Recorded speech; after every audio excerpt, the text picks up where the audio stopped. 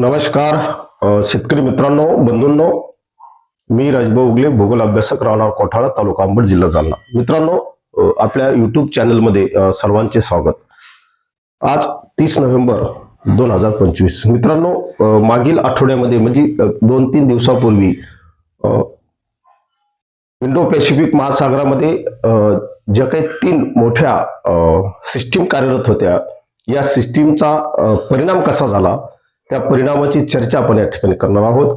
आणि या सिस्टीमचा परिणाम भारतासह महाराष्ट्रावर कसा होणार आहे त्याची सुद्धा चर्चा या व्हिडिओमध्ये करणार आहोत. त्यामुळे व्हिडिओ शेवटपर्यंत पहा.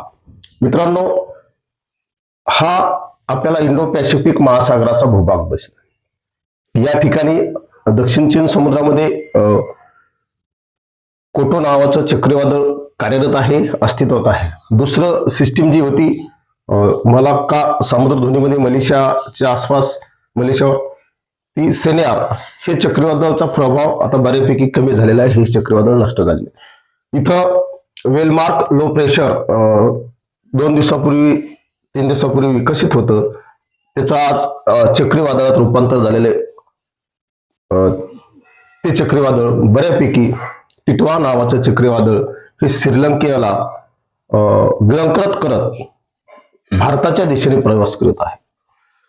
या सर्व गोष्टीचा परिणाम आपल्या भारतावर आणि इतर या आग्नेयाशाही राष्ट्रावर कशा पद्धतीने झालेला आहे मित्रांनो, हे पाहू. जवळपास या 3 सिस्टीमने 10,000 किलोमीटरचा ढगाचा आच्छादन तयार केलेला आहे. आणि मित्रांनो, हा दुर्मिळ योग आहे. जवळपास 300 वर्षातला हा दुर्मिळ योग आहे. मित्रांनो, थायलंडमध्ये तर पुराचा हाहाकार झालेला आहे. या ठिकाणी 300 वर्षातला सर्वात मोठा पूर निर्माण होऊन मोठ्या प्रमाणावर जीवितहानी थायलंड या देशामध्ये झालेली. मित्रांनो, 5 देशावर या तिन्ही सिस्टीमचा परिणाम झालेला आहे. आणि 6वा देश जो आहे तो भारत. भारतावर सुद्धा तामिळनाडू राज्यामध्ये या सिस्टीमचा परिणाम होणार आहे. तर मित्रांनो, 5 देशांमध्ये मिळून जवळपास यामध्ये इंडोनेशिया, थायलंड, व्हिएतनाम, श्रीलंका आणि मलेशिया हे 5 देश आहेत. त्यानंतर भारत हा 6वा देश या सिस्टीमचा बळी ठरत आहे. मित्रांनो, या सिस्टीमने जवळपास 400 लोकांचा जीव घेतलेला आहे. इंडोनेशियामध्ये सुमात्रा बेटावर ज्या नद्या आहेत, या नद्यांनी आपली पात्र फुटलेले आहेत. नद्या पात्रच्या बाहेर वाहत आहेत. हजारो घरे या महापुरामध्ये वाहून गेलेली आहेत. लाखो लोक बेघर झालेले आहेत. शेतीचं प्रचंड हानी झालेली आहे. जवळपास 300 वर्षातला हा सर्वात मोठा पाऊस हा आग्नेयाशियाकडील राष्ट्रामध्ये गणला जात आहे. मित्रांनो, हा योग अतिशय दुर्मिळ आहे.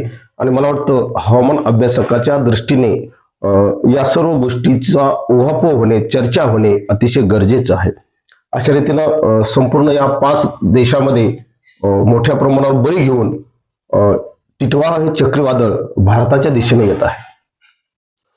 बरेचसे सोशल मीडियावर हा भारतावर जबरदस्त इफेक्ट करेल, महाराष्ट्रावर जबरदस्त इफेक्ट करेल, अशा काही आशयाच्या बातम्या येत आहेत. परंतु मित्रांनो, या सिस्टीमचा परिणाम हा दक्षिणेकडील राज्यामध्ये होणार आहे. यामध्ये आंध्र प्रदेश, तामिळनाडू, केरळ, कर्नाटक, तेलंगणापर्यंत या सिस्टीमचा इफेक्ट होणार आहे. आणि त्यामुळे महाराष्ट्राच्या दक्षिण भागात विशेषतः सोलापूर, सांगली, सातारा, लातूर, धाराशिव हा जो दक्षिणेकडला जो पट्टा आहे महाराष्ट्राचा, या पट्ट्यामध्ये ढगाळ वातावरण तयार होईल. पावसाच्या अतिशय हलक्या नोंदी होतील. फार मोठा पाऊस कुठे होणार नाही. गारपीट सुद्धा होणार नाही. अलीकडे गारपिटीचे सुद्धा अंदाज येत आहेत. असं काही होणार नाही मित्रांनो.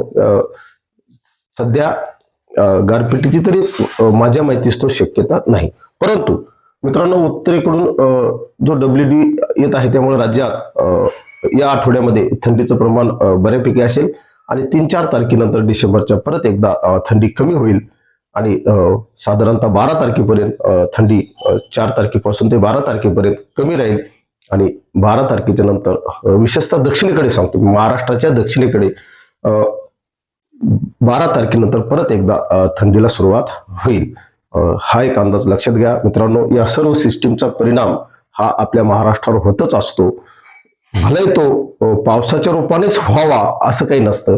त्यामध्ये थंडीत घट होणे, टेम्परेचर वाढणे, ढगाळ वातावरण तयार होणे, रोगकीडीचा प्रादुर्भाव होणे, अशा अनेक परिणाम असतात आणि निश्चितच इंडो पॅसिफिक महासागरावरील सिस्टीमचे परिणाम हे भारतासह महाराष्ट्रात होत असतात. एवढंच या निमित्तानं. धन्यवाद.